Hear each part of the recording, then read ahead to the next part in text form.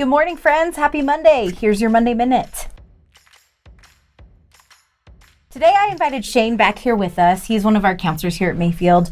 And we did an episode earlier on the idea of codependence, and the topic of journaling came up. And so we really wanted to jump into a little bit of details regarding journaling, since it's kind of the first time that we've talked about it. But journaling can be such an important process, especially if you're in therapy. But even if you're not in therapy, it's almost its own process of therapy. Because I feel like journaling holds up a big mirror to us and shows us what's going on inside of us, shows us patterns in our process.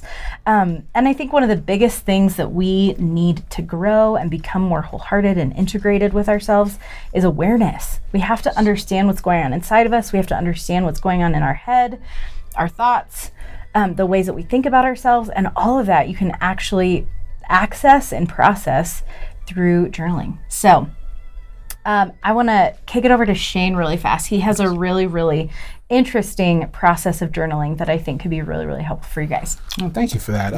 So one of the ways in where I've been considering lately how to journal is kind of taken from Dr. Carolyn Leaf, as a matter of fact, in many of her books concerning our thinking, our feeling, and our actions. So on a given day, I could sit down as I journal, and I journal one particular thought that I wanted to put down that day. And then directly after writing those thoughts out, then write the feelings that I had associated with those thoughts. And then after writing my feelings about that particular thought or thoughts, then I go ahead and write out what actions I did or did not do according to that. And putting it out there, we have a blueprint in a way of an experience that we've had in that day and how a certain situation affected us that way. Yeah, I love that. And I think I hear so many friends and clients and just people in my world share about how much they hate journaling. And so even as you were talking about that, I was thinking about the concept of, as your thought, I hate journaling. And then maybe think through the feelings of, why do I hate journaling? Because it makes me feel super vulnerable. I'm terrified that I'm going to come back and read this and be horrified with my thoughts or my feelings at that moment. And so I don't want to journal anymore. That's my behaviors. I'm going to choose to not journal. But in that process, it shows us an awareness of, wow, I'm really afraid to be vulnerable, even with myself. Maybe I can grow in that. Maybe I can learn how to be a safe space for myself to be vulnerable.